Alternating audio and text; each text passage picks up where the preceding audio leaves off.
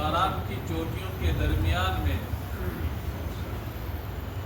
جہاں پر زندگی کے کوئی آثار نہیں تھے اللہ کے حکم سے چھوڑ دیا.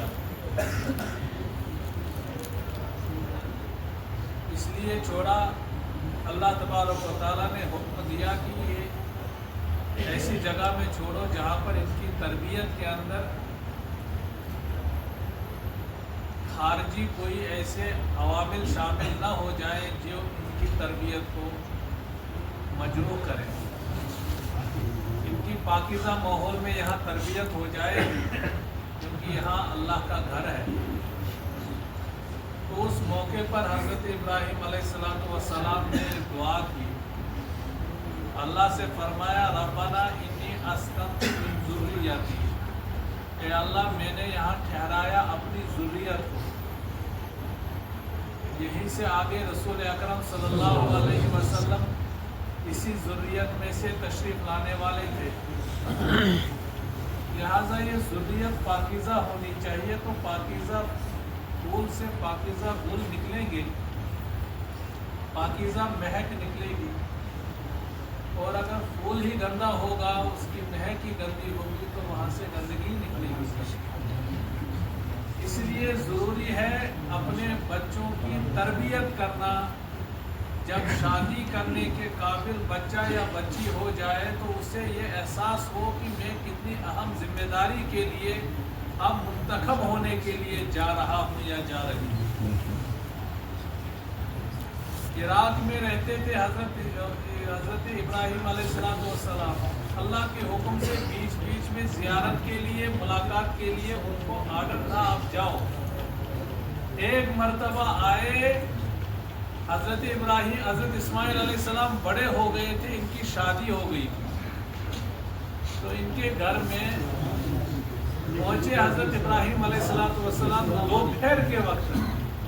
مکہ مکرمہ میں پہنچے دوپہر کے وقت, اور پہنچنے کے بعد ان کی اہلیہ گھر میں تھی. ان سے پوچھا کہ اسماعیل کہاں ہے؟ اہلیہ نے کہا گیا ہے جنگل میں کام کرنے کے لیے. تو حضرت ابراہیم علیہ السلام کو وہ نہیں جانتی تھی, کیونکہ حضرت ابراہیم علیہ السلام مکہ میں نہیں رہتے تھے اور آتے جاتے بھی نہیں تھے. اللہ کے حکم سے کئی مرتبہ آئے ہیں بس. تو ان کی شادی بھی ہو گئی. تو حضرت ابراہیم علیہ السلام نے پوچھا کہ آپ کا شوہر کیسا ہے؟ تو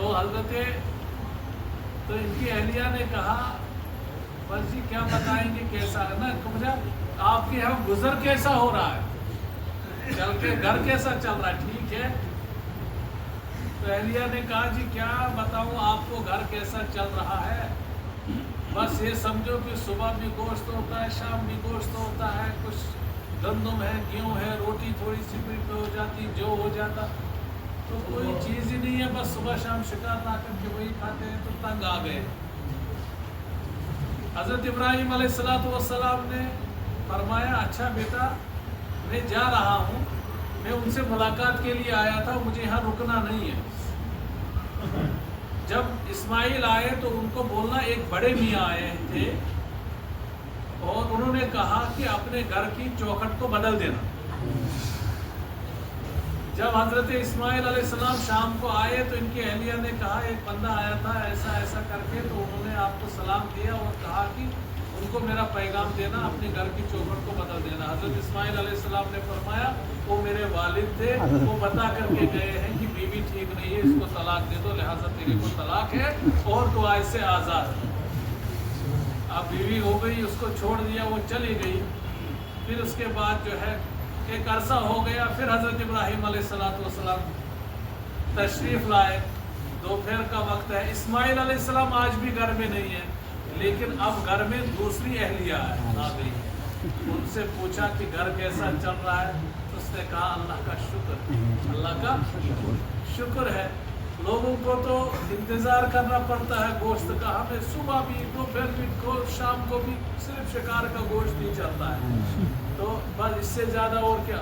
بات وہی اس نے بھی بتائی, بات وہی اس خاتون نے بھی بتائی تھی, لیکن اس نے اعتراض کیا تھا, ناشکری کے انداز میں بتائی تھی. اس نے شکر گزاری کے کپڑے میں لپیٹ کر کے اس بات کو پیش کیا. کیا. حضرت ابراہیم علیہ السلام نے فرمایا کہ بیٹا جب وہ آئیں گے ان سے